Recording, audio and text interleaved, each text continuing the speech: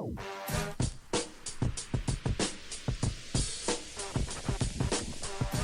time for the Shop Report with Barbershop Jay.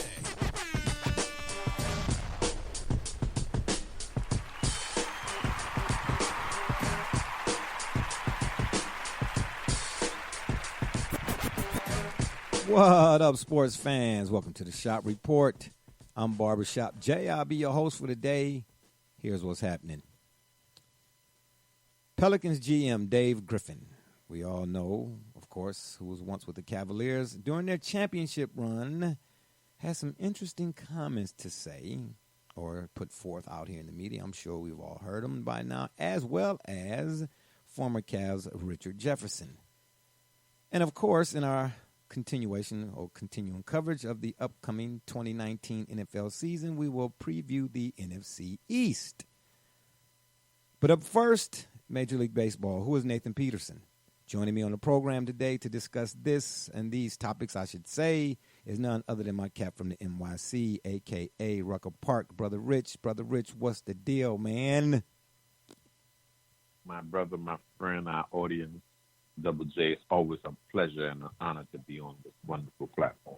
And, of course, speaking of my man Double J, the guy over to the other side over here, to my right or to my left, depending on which side of the screen you're not looking at, the guy from up north, Joey James, a.k.a. Double J. Tell them folks out there what you say. Likewise, honored to be on the show and to get somewhere you've never been. You must be willing to do something you've never done. Okay, so you Microsoft repeating, Jeff Bezos repeating. Is that what you're doing here now? Is that what we're doing? You have to wait till they become a sponsor, man. But I feel you. I appreciate you. And, you know, right quick before we get to diving into who's this Nathan Peterson, Brother Rich, you would know this, of course. No offense to you or nothing, Double J. But guess who did a feature on the Browns at the barbershop today? Chris Broussard? No, not him. I don't think they'll let him back in no more. I'm not sure since he joins Fox Sports. No, Frank Wiley from WEWS Channel 5. Yeah, Twin cuts his hair or whatnot. You know, and he always comes up there, brings the cameras and stuff. You know, he did that piece on the Kyrie Irving thing and whatnot. But he called me, man, and you know me working the graveyard shift. I was, of course, asleep. And he left me a message and was like, we going up to the shop today, man, you know, with the season about to start. You know, we doing a Browns feature, man. You got to be there. And I was like, wow. So I called him back. He was like, man, by the time I got back to him, they were already done. I was like, wow. He said, but, you know, I just told him, you know, of course, in the future, man, just, kind of give me a heads up, you know, like a couple days beforehand so I can kind of be looking out for something like that. You know what I mean? And he said that he would. But I hate that I missed it because they went hard from my understanding. But I'll keep you filled. And I'll, of course, share the links with, you know, our listeners and you and Double J, of course. But this should be interesting because the last piece was on the whole Kyrie Irving when he wanted to leave or get out of here thing. All right. Double J, are you familiar with Nathan Peterson?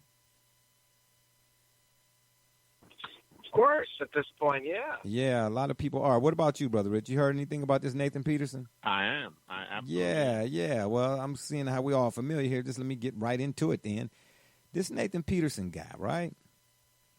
Kid who throws, him and his brother go to a speed pitch challenge.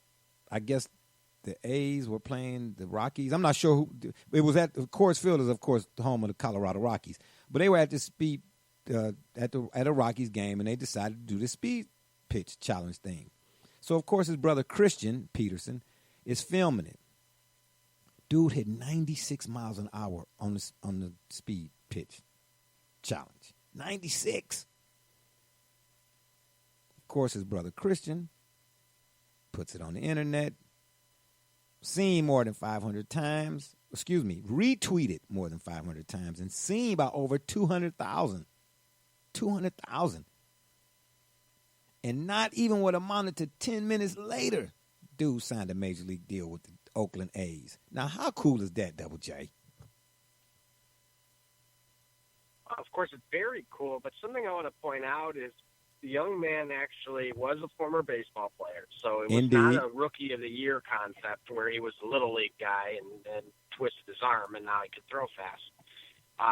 However, to his credit, he had even stated that he surprised himself because he had such a long gap, being over a year since he had really trained.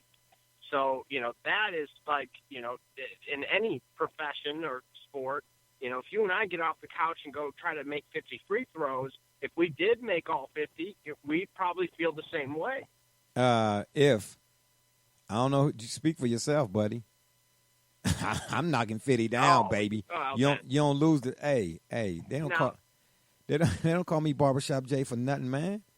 I don't cut hair. I cut the bottom of the nets, baby. Anyway, what were we gonna say?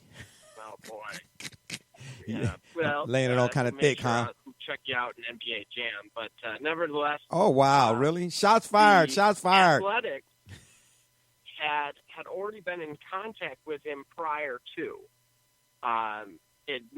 Prior to the video, and this is why, I will never doubt the power of social media.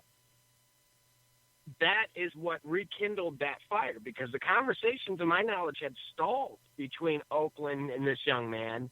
And once that video came out, I think it put a little fire under Oakland to say, well, let's get this guy back under contract before he's on everybody else's radar. Yeah, I just see it as that's a good come up, man. I don't care who you are or what your story is, because I was going to mention that as well, that he did have some baseball in his background. But, after so long, or a long layoff or a long wait or whatever, it's like you're starting from Little League all over again. You know what I mean? So to go in there and hit 96 on that thing, man, that was a big deal. And I'll mention something else, too, after we let Brother Richard weigh in on this right quick, about once upon a time what you used to be able to do or what the NBA used to allow, so to speak. But go ahead, Brother Richard, have your say on this.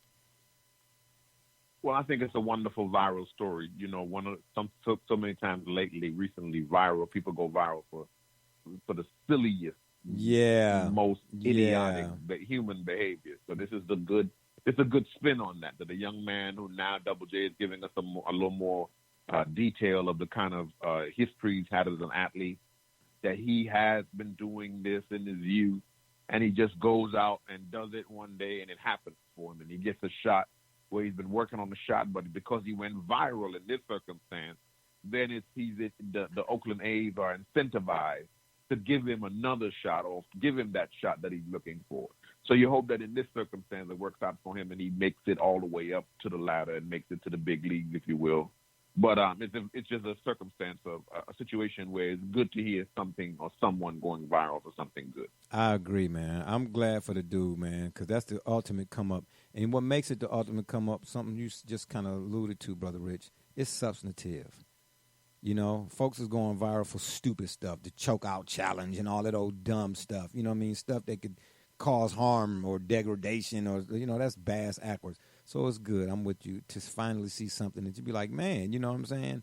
That's good. It's a good story, man. If you got any type of humanity in you or whatnot. And what I was going to mention, once upon a time, sort of something similar to NBA used to do something kind of, along those same lines, in that if you were like a former college player who'd kind of, life happened and you had to get a job for a couple years, but you still were young enough and, kind of kept yourself in shape enough or whatever the case may be, or a high schooler, maybe was out of high school a couple years and working at the local grocery store, but you still thought you had a shot. You could go try out for your local NBA squad. And if you did decent enough, you could get a 10-day contract. Imagine that. Can you see me now, Double J, shooting them free throws on a 10-day contract? Oh, yeah, and I'll be on NBA Jam. Holla. Yeah, and speaking of basketball, we now turn our attention to, of course, former Cavs GM, current Pelicans GM, David Griffin, and some of his comments. And I will read his comments. Quote, and of course, again, this is during the Cavs 2016 championship run. Now, we've already been discussing this ad nauseum to a certain degree or to some extent over the past, months, 3, 4, 5,000, 12 million years, this whole LeBron James, Cavs, and so on and so forth. But I find it interesting that here we go.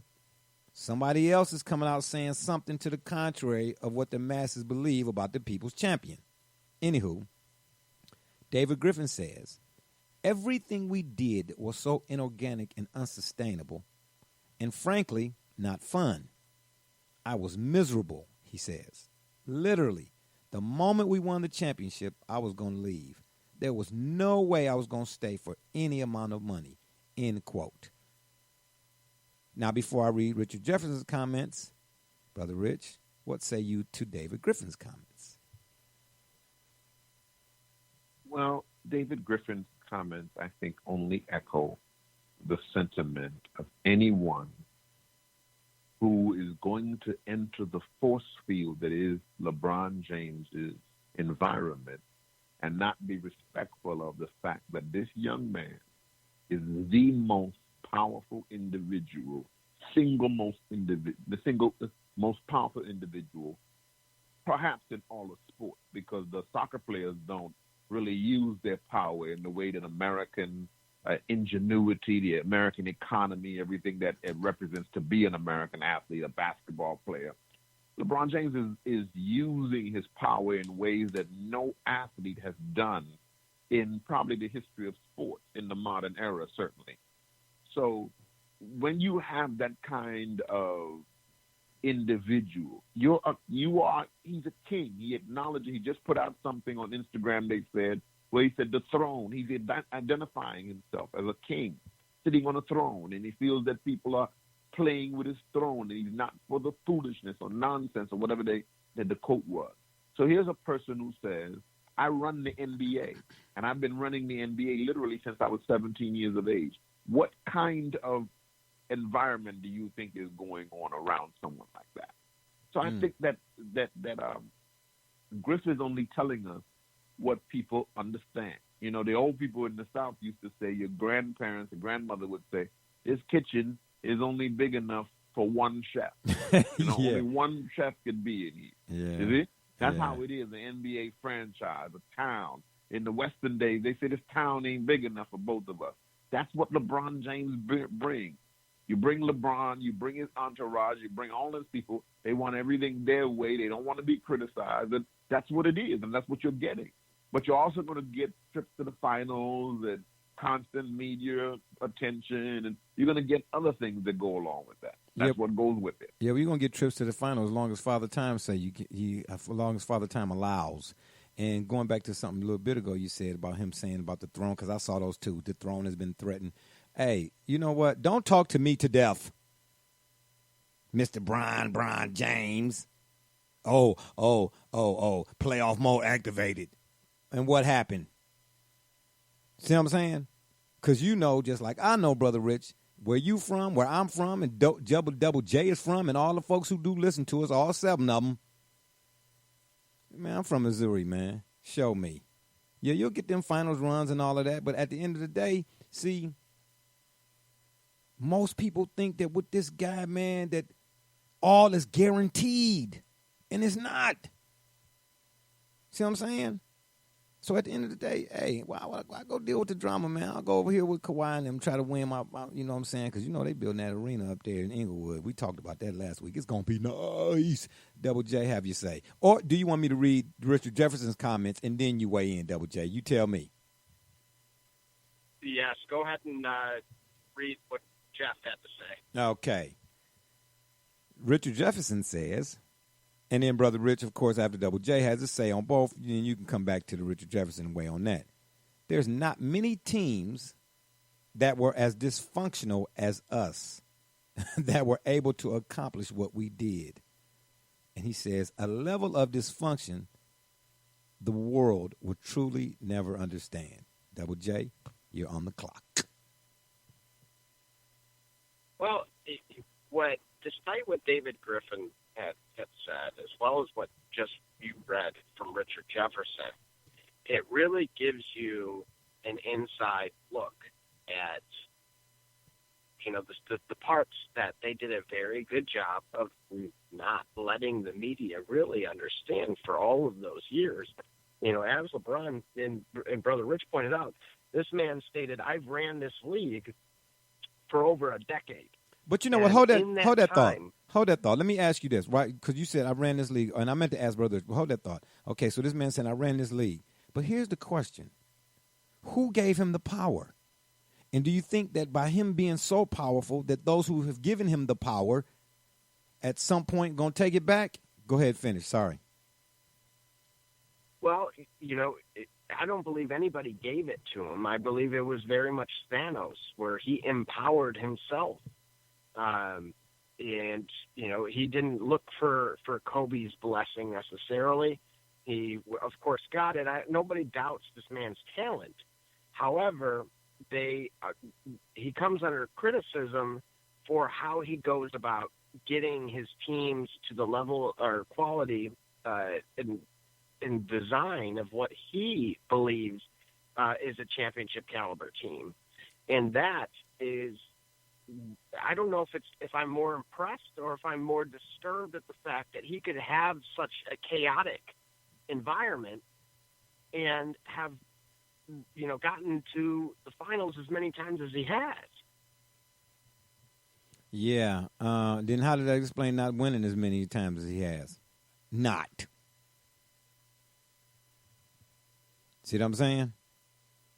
Mm-hmm. All right, absolutely. Yeah, Brother Rich, go ahead. After, of course, Richard Jefferson's comments.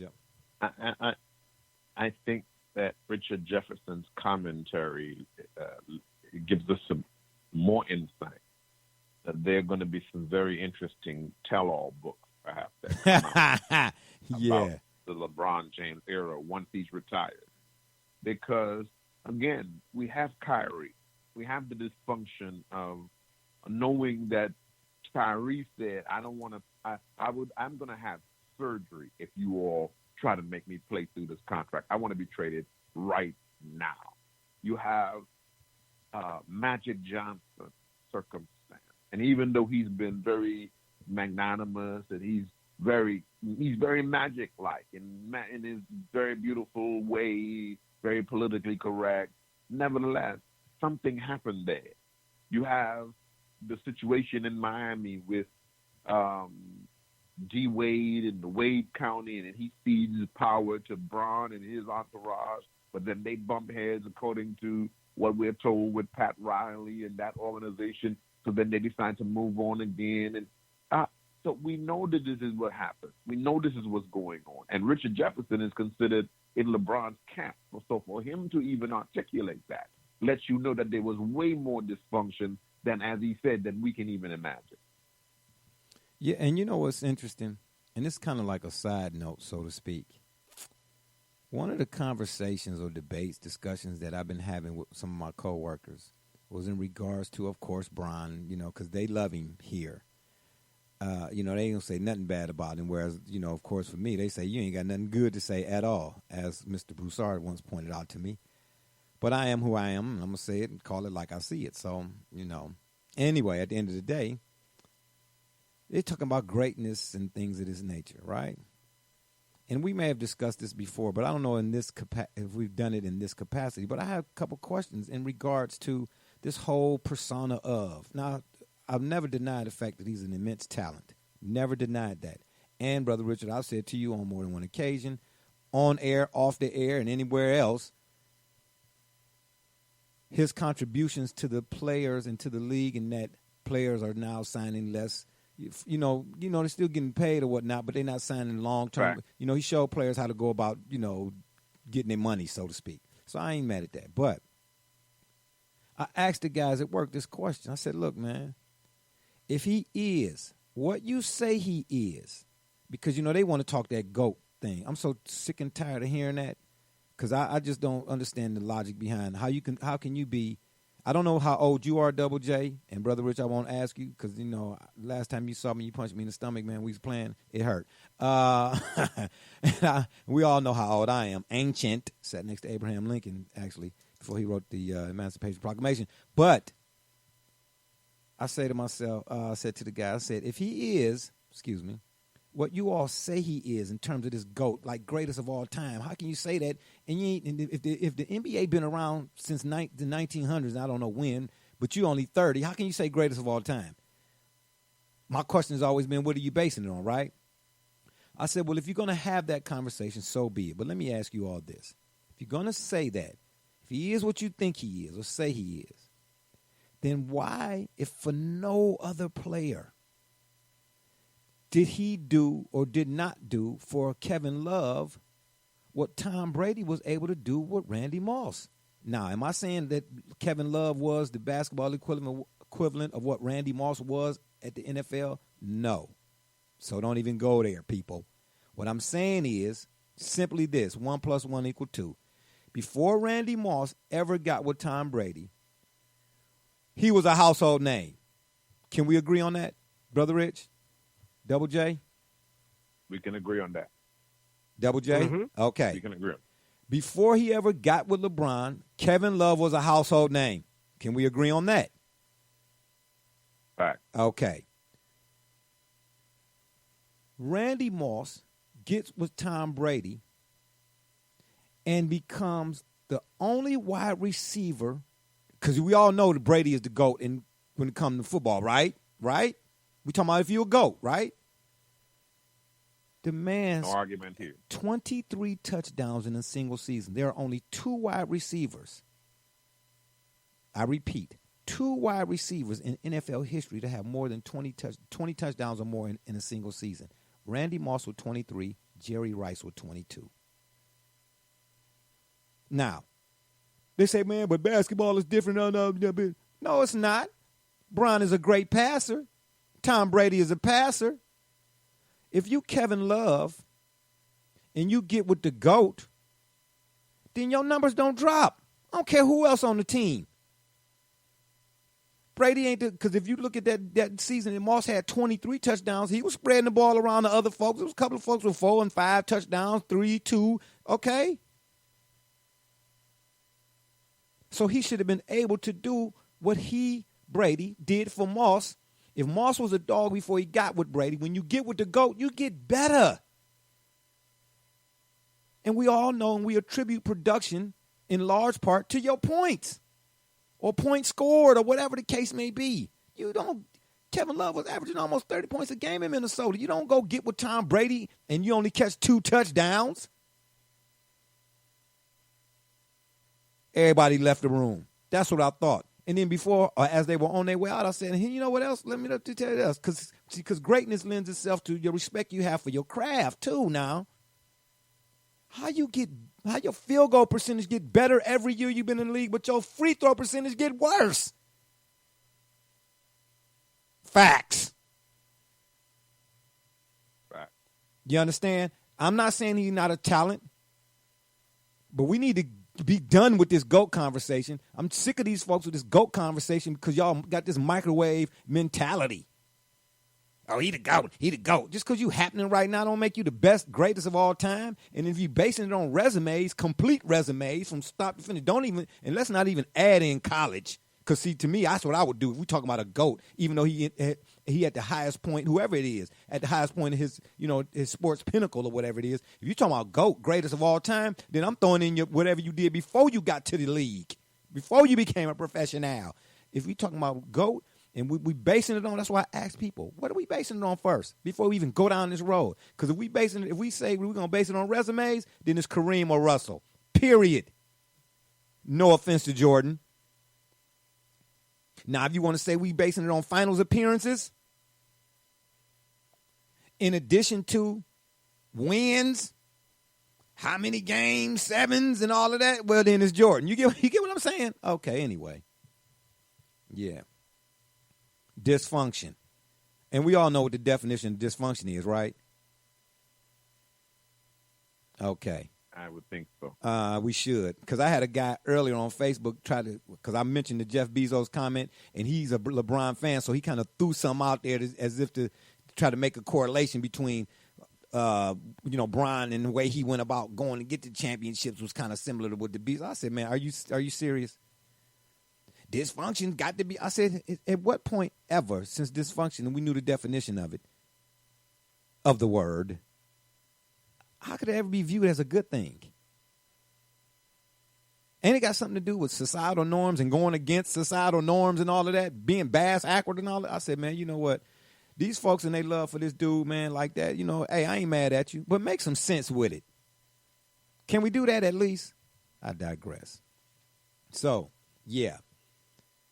Brother Richard, as you pointed out, there's getting ready to be some tell-all books. So whose is first is what I want to know. Who you think going to write the first one? Probably Richard Jefferson. He's trying to be bold. Yeah. But isn't that interesting? Because 10 minutes ago, he was all, he's my best friend. Double J, who going to write the first tell-all book in your estimation? Oh, Jeff. No doubt. No? Not Damon Jones, maybe? Not Zadrunas Ilgauskas? Maybe who was the gentleman that was involved with this? Delonte West.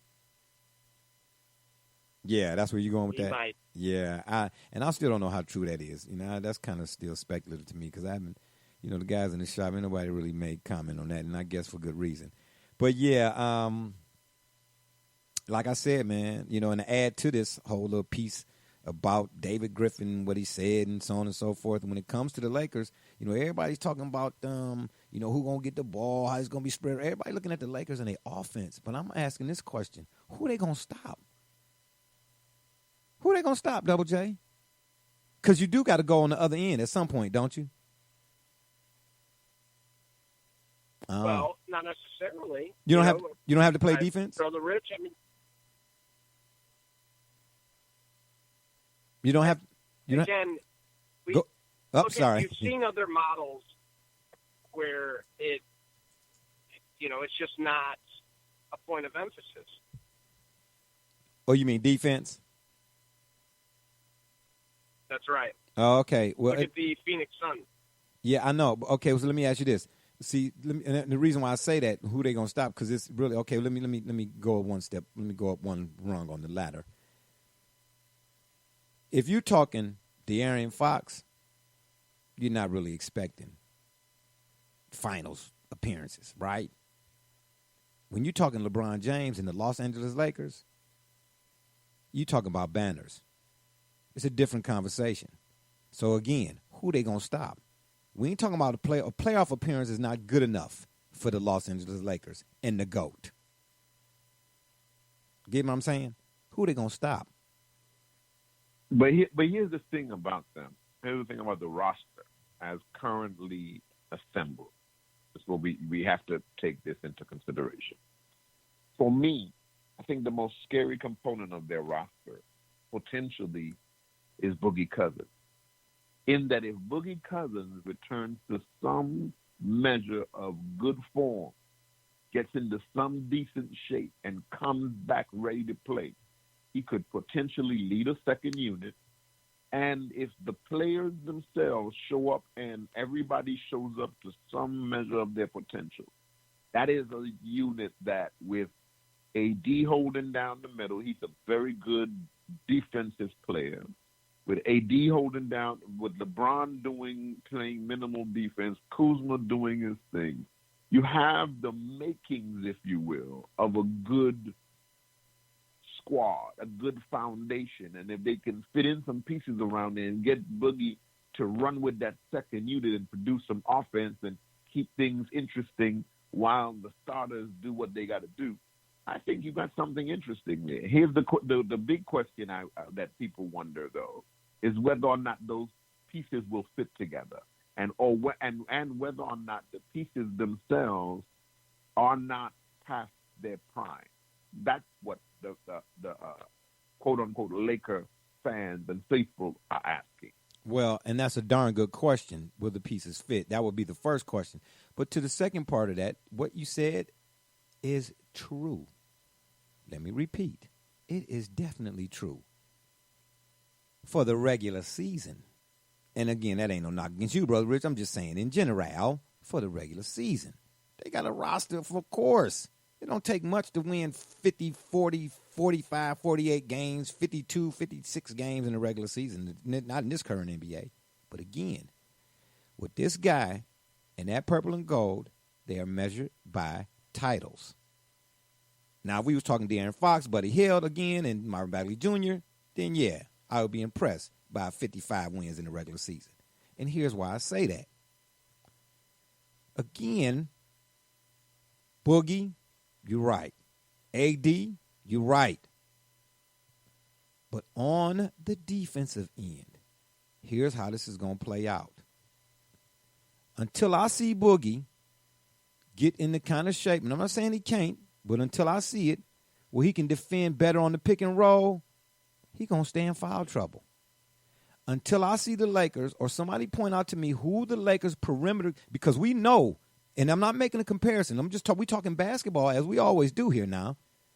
The Clippers on the flip side now, we know what they're going to be like on the perimeter.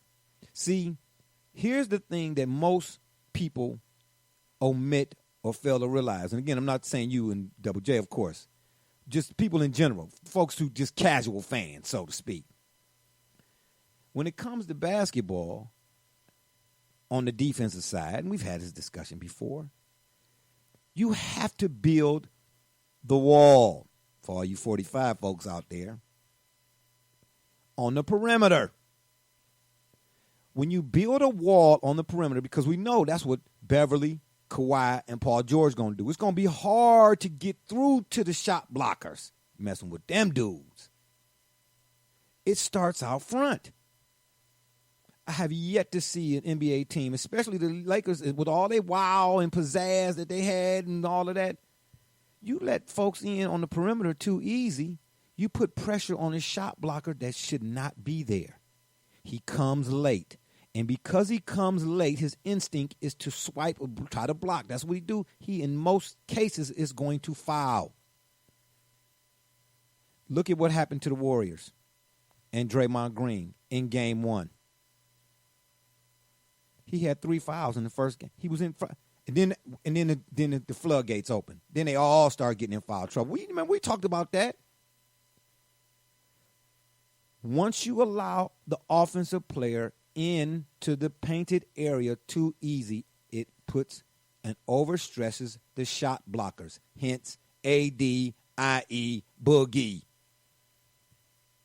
Come have a seat next to me. And then you're going to run roughshod. Because who playing defense after that? Because somebody going to be in foul trouble and somebody going to be sitting down. I'm just saying, man. I'm just saying. But you're right, though, Brother Rich. As it is constructed, they not no bottom feeders in the West by no means. I'd be crazy to say that. They, them Christmas Day game and all of that, that's going to be fine. Folks going to, especially, Thanksgiving or whatever it is, folks going to be done had their little turkey and their little ham. Yeah.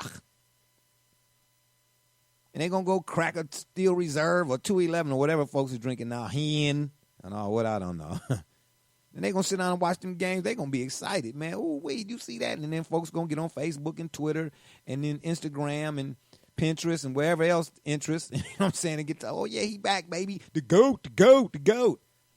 Then it's going to come down to, who get to go to the Western Conference Finals. And it's going to be a missed free throw. And then everybody going to change the narrative again. I've never seen, like Double J said, and you too, Brother Rich, is such a polarizing guy. But at the same time, I've never seen the narrative change in regards to a player. Every so often, 15 seconds, every 23 seconds. My gosh. I didn't even get to sit down and eat my macaroni and cheese, my mean greens, my cornbread, and my oven-fried chicken.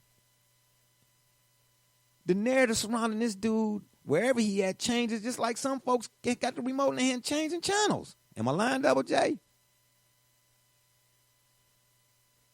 No, I can't argue that point. Okay. All right. Well, What about you, Brother Rich? No? Yeah? Maybe? Well, no. Well, but again, he's the brand. He's been the brand. He's been the face of the league for over 15 years. There's no doubt about it. Yeah. He's carried the NBA for 15 years, over 15 years. Yeah.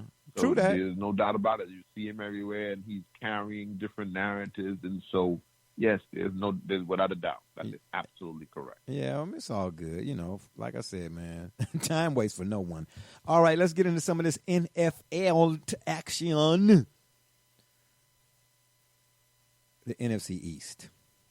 There's been a lot of talk surrounding this division in particular. And some of the teams I would like to say, the Dallas Cowboys.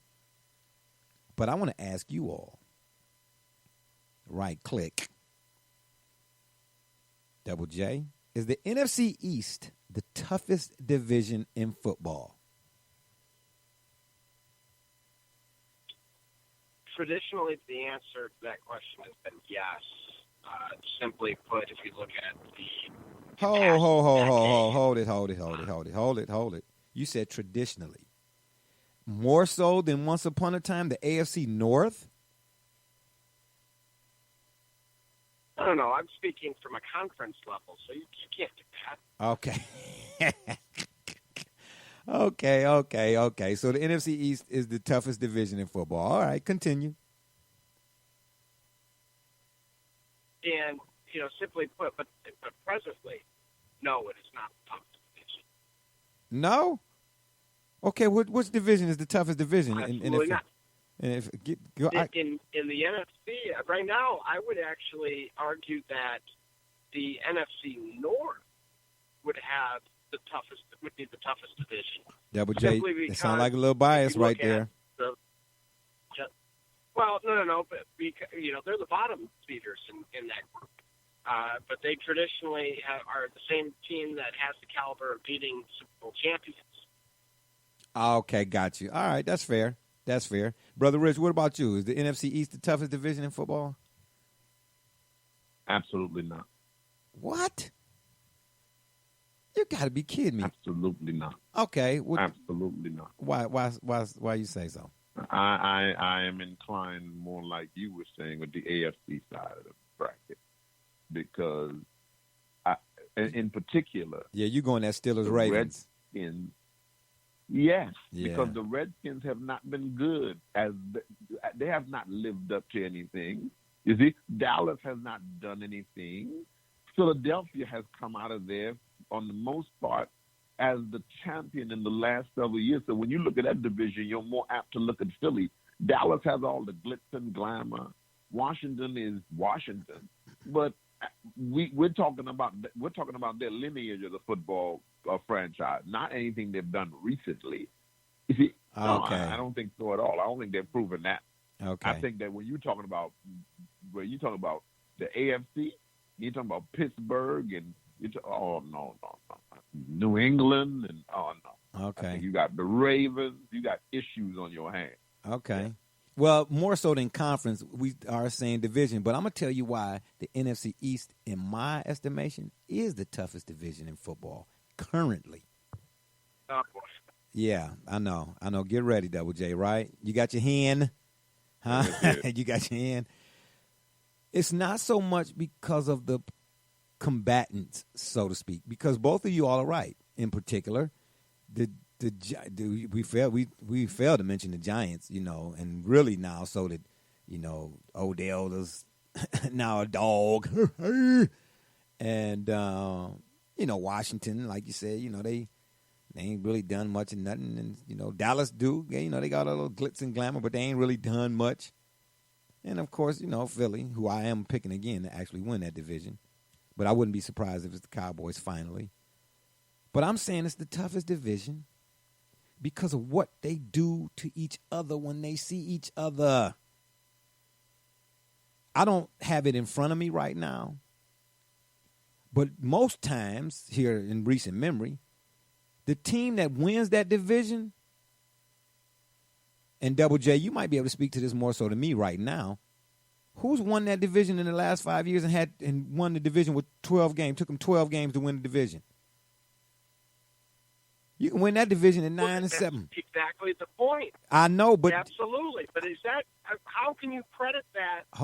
Because that's like being the king of the rats. I'm not buying that. Well, we take LeBron James the best player in the league. That's the king of the league. Is terrible. Okay, but here's what. But to answer your question though, it was Philly. It was Philly 2 years ago. Oh, they had 12. I thought it was 11. But I'm just saying. All right, I ballparked it. Yeah, that's all. It's all good for the most part. I don't care what the records are. When the Giants see the Washington, and when Washington see the Eagles, and when Eagles see the Cowboys, when the Cowboys see the Giants, I don't care what the record. They beat each other up. Now it used to be a time, and I'm talking about all four of the NFC East players do this. Now, wait a minute. That was a decade ago, to your point, when you had Donovan McNabb, you had Romo, and then, of course, Eli was still there. actually, you had McNabb on both NFC East teams. You had him on Washington as well as Philly at one point in time. That's true. So wait a minute. So are you saying right now, Double J, that regardless of record, if you see on the slate Cowboys versus Washington, you're not throwing the records out? I don't care if Washington is 4-9 and the Cowboys are 9-4. If you playing in a pick'em league, because I don't really do fantasy football anymore. I like to pick 'em. I do CBS Sports where they pick games. You know, they give you the 13 games on the slide and you pick who's gonna win. And they got a nice little payout too if you do pretty good. You go through the whole season and whatnot. But anyway, I do pick. Yeah, you hip to that? Who's nice, Brother Rich? You might want to get in on that. But yeah, they do a pick'em thing. Okay. Oh yeah, I'll have to get you in mind. Yeah, we got one. I'll send you the invite this year. Oh, for sure. So now when you're looking at the slate of games. Week 1, Week 5, Week 9, Week 13. And you see the Panthers versus the Falcons, or, just go down the list, and you see Dallas versus Washington. You might have then went through all the other slates of games, all the other games, and picked with no problem. Oh, yeah, Carolina played. They're going to beat them. Oh, man, Atlanta going to beat them. When you get to that NFC East matchup, you're like, well, I don't know, man. Dallas did, but maybe. You giving this some thought.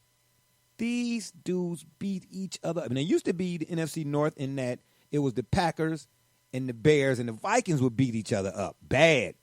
They didn't call it the North Division for nothing, right? I think the NFC East has reclaimed, or shall I say, taken over that mantle because these teams, they are not. No way. Yes, way. But y'all not going to let me win this one, are you? No? Brother Rich, you're not going to let me? I don't think so, Jay, because I think you. Go ahead, Brother Rich. Go ahead, get him, Brother Rich. Oh, well. Go ahead, Double J. Oh, okay. Now we doing tag team WWE. Go ahead. That's all good. I am the Undertaker. You know this, but go ahead. I'll say this. All jokes aside here, the NFC South is more competitive year in, year out over these last 4 seasons than the NFC East is. Okay, and other than the Panthers and the Falcons, who are in the NFC South? You look at Drew Brees, you look at Cam Newton. No. It's not the same. They all have one team. They all have a Washington in the division. Oh, my gosh. Did you really just pick the Atlanta Falcons? Did you really just pick the NFC South to do anything? Get him, Brother Rich. Well, I'm not going to get him on that. What I'm going to get with him on and agree with him on is that I think that you are pointing out the NFC East as in reference to what was their glory days, when it was a time where you wanted to see those teams battle against each other because that's the way they went at each other. They rarely live up to the hype lately. No, I don't know how many. I'm not weighing in on it from this. Yeah, I'm not. I'm just weighing in from this point of view. Okay, no, I'm not. I don't know the last time one of those games lived up to the hype. Let's be honest. When is the last time? For how many years have people been saying? Oh, that really, Double J? That with the that laughter Manning should retire. Is it that the fact is that they had to blow up the team and get rid of Odell. That the fact is that Dallas had to get rid of Dez Bryant. The fact is that Dallas is in turmoil once again. That they maintain their profile because of their crazy owner.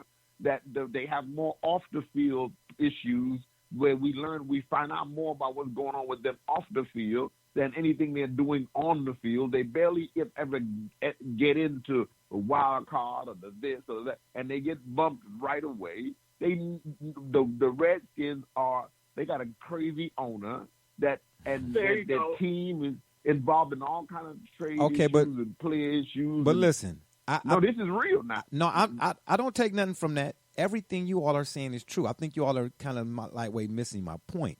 I'm not saying that this division is the division that you would pick to beat the other teams and then come down to like in playoffs and all. I'm saying within the division, when the teams in the NFC East play each other, it's always a battle royale. I'm talking about within the division. I'm not talking about against. But Jay, I would weigh in and tell you that's why I went over to I see the same thing. Now they're not high-profile teams, with the exception of Pittsburgh and Baltimore. But that's how those teams play in that area as well. They go at each other. If you're looking at those games just in a regional context, them teams battle each other, whether they're 0-0. They go and play dirty in the cold and the nasty weather. True. And you know if Pittsburgh coming to any of them cities, it's gonna be they got issues. Whether Cincinnati it has won one game, or the Browns are 0-12, but the Steelers are coming. If they trying to win this one, if they don't try to win no game, they trying to win this game. Same thing in Baltimore. You got teams that are defensive. So that is more, quote-unquote, rivalry-oriented football. When you're talking about Dallas and New York, you're just talking about big city foolishness and big money, really nonsense. That's why I say they rarely live up even to the hype of what within they their own division. When you talking about LTs on the sideline talking about, so and so, GD, we gonna got that. We gonna so and so get. Yeah. Not them days are gone. Is what you're trying to say? All I'm saying is, you could win, and you win the NFC East with 9 games, because, and I know they don't all, of course, play each other all the time, but that NFC East, man, is always a toss-up, because Dallas and Washington, that's not a marquee game, regardless of record. You just made my point. It's a marquee game. Yeah, it's a marquee game because of the market. That's it. Only the markets make them a marquee game. They rarely live up to what's on the billboard. They rarely do any of that. It's just because you can say just that, Dallas and Washington. Yeah, for all people say, oh, wow, Dallas and Washington, let's go see them. Because they would have spent money. They got the ability, the kind of budget to the $3 million. One got $1 billion stadium. It's enough about them in print that you at least want to see that. Okay. Yeah, of course. That's fair. And do you notice that they spend 2/3 of the time talking about the 80s or the 90s? Oh, Cowboys wow. and Jerry World that's and the so on the field? That's so disrespectful. Dak Prescott can't throw other than east and west. Oh, my gosh. That's so disrespectful to the NFC Cowboys. All right, let's move on. Don't look now. He's a Cowboys fan, Brother Rich. No, I'm not. No, I'm not. No, I'm not. Really? Really? Ever since you all undercover, huh? Undercover, man, stop it. Suspecting it for years. Now I see it. It's out now. Stop it. The only football team that I would have no problem with you all saying I'm a fan of is in the NFL anyway, is the Cleveland Browns. Other than that, it's the Miami Hurricanes. You better recognize, put some respect on it, baby. The Canes coming back. Anyway, they play Florida the first game of the season. Unlike Ohio State and Buckeyes and all the rest of them Bamas and them college team, they play the Pansies. Who Ohio State playing this week? A high school team? Anyway, I digress. I tell you what, did you see the comments from Lane Kiffin about what he plans on doing to the Ohio State University? Yeah, maybe we'll save that for another episode. Yeah, we will, and because I say consider the source. Nobody's thinking about Lane Kiffin. Okay, yeah. Back to football, as in NFL. Don't look now, but the Giants, Daniels, may indeed or may just be the real deal. Now, I'm not a big stat guy. Y'all know that. Completion percentage in college, Duke wasn't good. But I watched him a few times at Duke. Man, I really didn't realize that was him. That's on me now. I'm telling the truth. When they drafted him, I'm like, man, Duke Daniel. So I went, Daniel, what the? I go back and look. I said, oh, this is the guy number 17. Wow, okay, well, I kind of can see what the Giants saw in him. I'm not about to jump out the plane at 50,000 feet like Brother Rich be doing, and you too, Double J, sometimes, saying he's going to be a Hall of Famer and, la. But is there something to be said, Double J, for the guy being MVP of the 2018 Senior Bowl, and for the fact that he was a senior, and in his senior year he threw for 29 touchdowns versus 9 interceptions? Is that enough? He played for Duke. Come on. Really? Are you kidding me? So wait, whoa, hold up. So you're telling me if you don't play for Michigan, Ohio State, Miami, Alabama, or Clemson, that you're no good? Jerry Rice went to Mississippi Valley State. Walter Payton. You said let's be realistic here. Okay, he played the at guy. Sure, you can. Of you of all people, I'm just so taken back at you pointing out stats. First of all, secondly, this guy. No, I was just asking a question. I said, dude, does it weigh anything? That's all. That's just asking. I'm not saying it does. I'm asking you, does it weigh anything? No, and to me, not in the least. Okay. From everything I've seen, this guy doesn't have it. He hasn't thrown anything of substance. All the passes I've seen were just semi-atrocious looking. He looks like Joey Harrington. Oh, that is Double J. What, man? What did you have some hand before you called into the show? What happened? Double J, you cutting people left and right, man. You cut me today. The only person you didn't cut. Shots fired in the building. I'm Shots hip. Fired in the building. The only person you didn't cut today was Brother Rich. Why? Because y'all going to the Browns parade to get, you know what I'm saying? Y'all going to meet, man, you know what? I ain't got time for this, man. Don't you forget it. Don't you forget it, Jay. I ain't got We time. will not be at the Browns parade. Yeah, it's all good. I don't want to be there if y'all cutting up right now. Okay, so you saying Daniel Jones is trash, right? That what you saying, Double J? Again, he gets to write the ending of his story, but from what I've seen, everything from highlights to the combine. You saying the story is already over? It just very raw.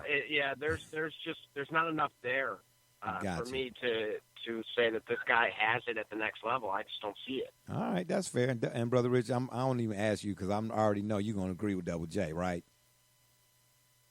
We can keep moving then. Skip that. Skip mine. He commented for me. Okay. All right. So, without Ezekiel Elliott, I say Cowboys ain't going nowhere.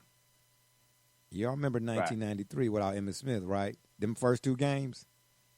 A lot of folks don't remember that, especially a lot of YouTuber millennial types. They don't remember that. But with Zeke, when he missed them 6 games, I had them pegged to go to the Super Bowl. Because you can't just put anybody back there behind a quarterback. I'm sorry. We said the same thing about the Steelers and Le'Veon Bell. I like James Conner. I respect James Conner. Appreciate his story through and through. But he ain't no Le'Veon Bell. I don't even know who the Cowboys will put in behind or in place of Zeke. But he ain't no Ezekiel Elliott. And y'all know I don't do the top 5, top 10 thing. But if I had to, Zeke is... Alfred Morris. You mean the guy from the Washington NFC East guy? The toughest division in football guy? Yeah, who better to have your 6-0 at halftime or your 3-3 for your primetime game? Yeah. Hey, man, I know chicks dig the long ball, but what can you say? I'm a defensive specialist. I love defense. First. So do you agree with that? The Cowboys ain't going nowhere without Ezekiel Elliott? Double J. Okay, Brother Rich says facts. Okay. Absolutely. He's Dak turns into Quincy Carter with no Zeke. Dang. Double J, okay, I need to know. You know what? I want to have what Double J is having and make mine a double because he is on fire right now. Double J, you want to host the show next week? I mean, what you doing here? You know what I'm saying? Do we need to have a conversation? No, I couldn't possibly. We talk about the King and LeBron quite frequently, and I can't fill those shoes, and I'd sink in that throne. It's not fit for me. What shoes and throne is that you speak of? Oh, that's yours. Save it. Out all of these, so many things that you take care of, and I want to reiterate on air that how much we do appreciate all of those things that you do. You know what? You know what? Something told me, and I don't know why, because it is summertime here in Cleveland, if you can call it that. Something said, man, wear your boots today. Now I see why. Gee, my knees. Anywho, it's getting deep in here. Brother Rich, do you think Dwayne Haskins is the answer? I mean, like, as in Allen Iverson, that Daniel Snyder has been looking for at QB? Absolutely not. Oh, what is what you man? I'm about to hang up on y'all. And here's why. The only reason I'm saying that is because I believe that no matter who they bring in, the Washington franchise is dysfunctional. And the dysfunction is what prevents any long-term success. Because when you have an owner that's dysfunctional, when you have questions about management, when you have them still battling the league over questions about the PR and the naming and the this and the franchise and the fact that their ticket sales have fallen off and people are wondering like where is he taking the franchise. So I don't see anything going into that mix and succeeding. Whereas, I hate to say it, but just an opportunity to interject. There's another franchise right where you are, Dog Pound, that the trajectory of the entire franchise, the organization, the management is upward. You can see the trajectory is only staying positive trends, if you will. But Washington is always all over the board. We don't know what's going on with that. We really do not. It's like you said, we can clearly look at Dallas and say, with no Zeke, no happening. Nothing. Got you. All right. So Washington is like an enigma. I'm pulling for Haskins, though. I think he'll be better than advertised. But I don't think that they'll be able to do anything in the division this year. Actually, I got the Eagles winning that division. If I didn't say that already, if I did, I did it again. I said it, on purpose. Yeah, but I got the Eagles winning that division this year. Double J, what you say? Is Haskins Allen Iverson? I couldn't agree more. Haskins can't reach his full potential. Simply put, you got a puppet of a head coach who is being and that insinuates that the owner has his hands up his you-know-what. And that's not going to get you very far in this league. The owner takes a sip of the potion and then or blind covers his eyes, throws a dart at the board, and that's who's going to be playing, and that's who they're drafting. They're in a constant state of disarray.